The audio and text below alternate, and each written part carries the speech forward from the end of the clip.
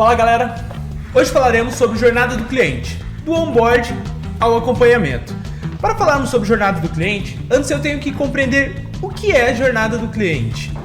A jornada do cliente nada mais é do que todo o ciclo de vida do seu consumidor, desde o momento da efetivação da compra até mesmo o encerramento do contrato do seu cliente. As etapas que estão dentro da jornada do cliente serão onboarding, adoção, acompanhamento, expansão e renovação fazem parte de todo esse ciclo. Antes de tudo, eu gostaria de explicar o que é o onboarding e o que você deve ou não deve fazer nesse seu processo de onboarding do seu cliente. O onboarding é o momento que você tem para se aproximar do seu cliente e entender melhor como resolver as dores e problemas que prometemos resolver lá no momento da venda.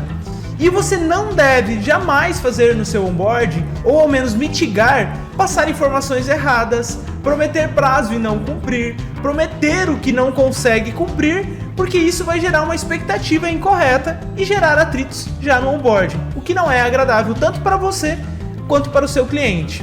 E o que você vai ganhar tendo uma jornada do cliente? O que você vai ter de benefícios? O primeiro de todos é o alinhamento de expectativa que vai ocorrer entre a sua empresa e os seus clientes.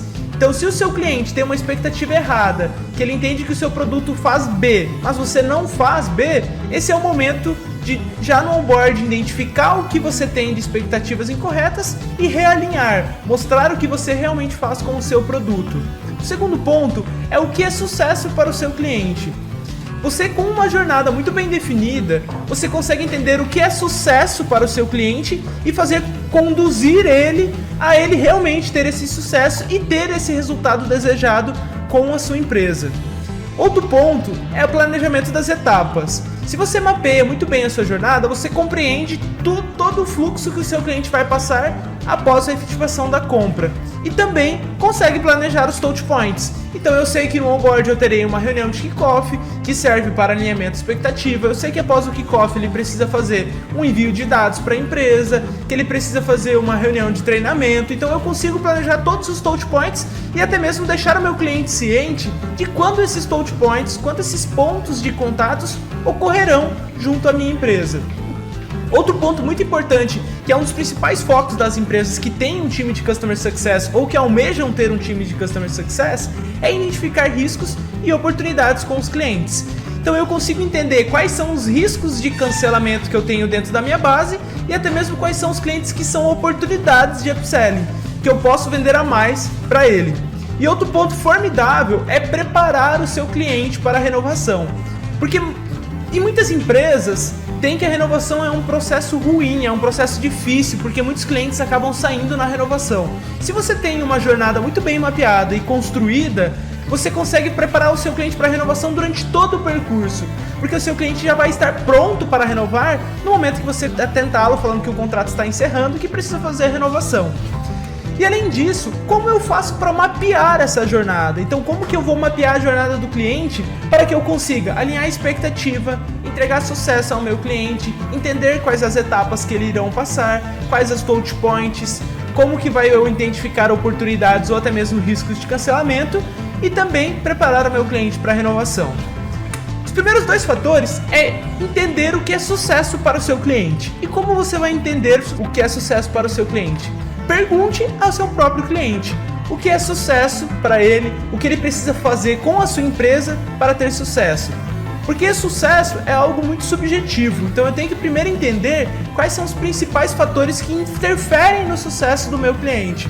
Porque para quem usa, por exemplo, a Netflix, sucesso é conseguir ver um filme qualquer, assistir a série preferida. Então isso é sucesso para ele. Então eu tenho que entender primeiro com o meu cliente o que é sucesso para ele. E pergunte logo na primeira reunião, na reunião de kickoff, o que eu preciso fazer para que você tenha sucesso junto com a minha empresa. Entendendo o que é sucesso, você consegue guiar a jornada do cliente para que esse seu cliente tenha realmente o resultado desejado com a sua empresa. O segundo fator que vai te ajudar muito a mapear a jornada do seu cliente é quais são os cases de sucesso e quais são os cases de fracasso com a sua empresa.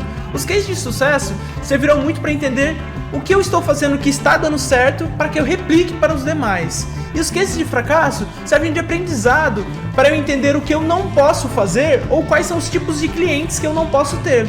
Porque é muito comum os cases de fracasso serem bad fits. O que vem a ser os bad fits? São leads que se tornaram clientes, entretanto não tinham um fit, não tinha uma combinação com a sua empresa.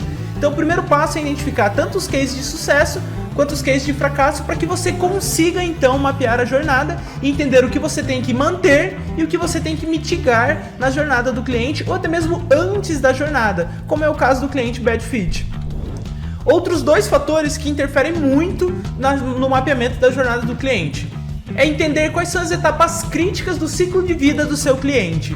É muito comum que as empresas tenham como etapa crítica o onboarding. Por que etapa crítica o onboarding? Porque é um momento que a sua empresa tem que provar valor ao seu cliente. No momento da venda, o teu vendedor, o teu closer, mostra um problema e mostra que a sua empresa resolve aquele problema, resolve aquela dor.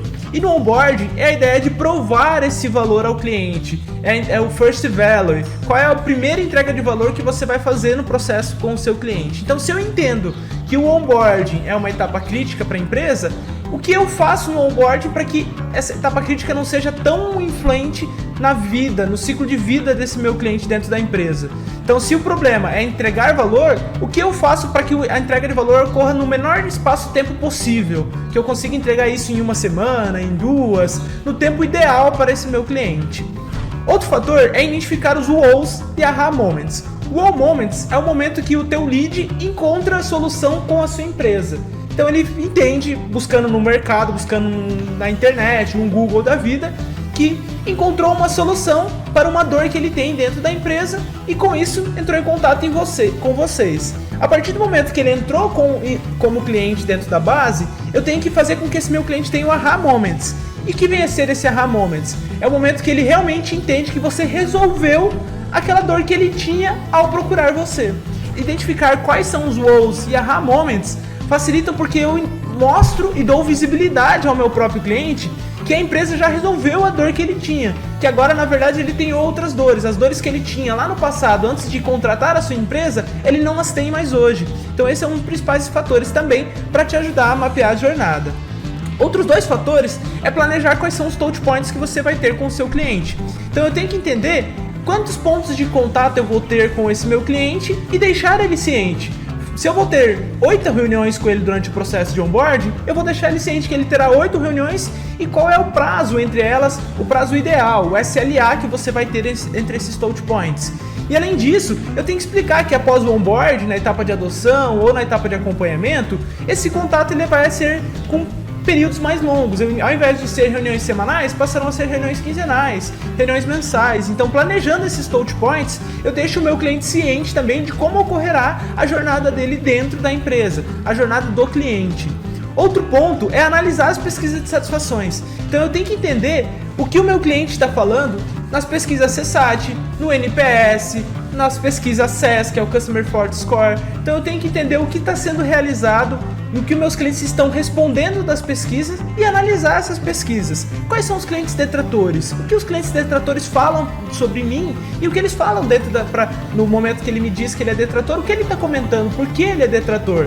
É eu fechar o loop do NPS e conseguir compreender o que eu posso fazer dentro da jornada para que esse cliente não tenha mais problemas e deixe de ser um detrator, que eu prove valor para ele e ele se torne um promotor com a sua empresa. Outros dois fatores é identificar e mitigar os riscos que você tem no processo de ciclo de vida do seu cliente.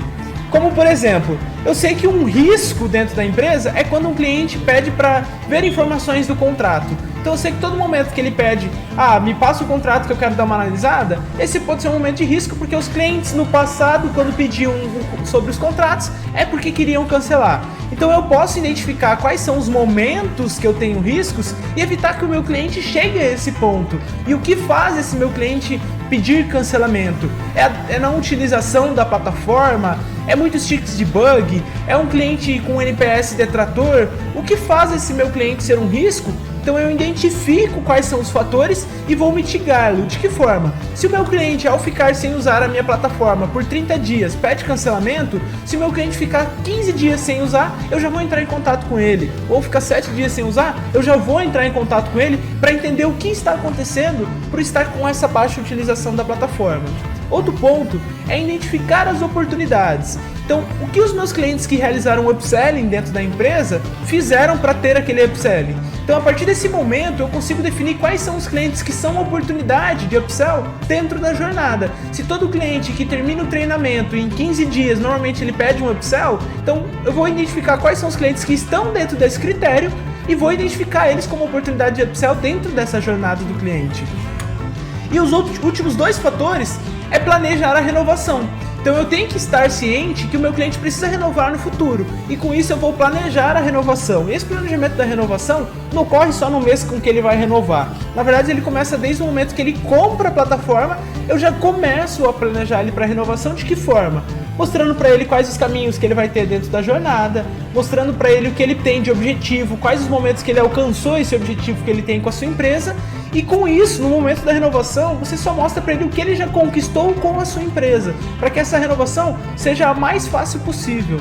E o outro ponto é a utilização da metodologia PDCA. Então eu vou fazer o plano, eu vou planejar, eu vou agir, eu vou checar e no final eu vou ter uma ação. Então Plan, Do, Check, Act. Eu vou ter um PDCA com toda essa minha jornada que facilita para que eu consiga rever todas as vezes os processos que não estão tão bem assim com os meus clientes e até mesmo melhorá-los para que os próximos clientes tenham ainda uma melhor experiência com a sua empresa. Então, mapeando esses 10 pontos que eu comentei, ele vai facilitar muito para que você tenha uma jornada eficiente e que entregue o resultado desejado para o seu cliente.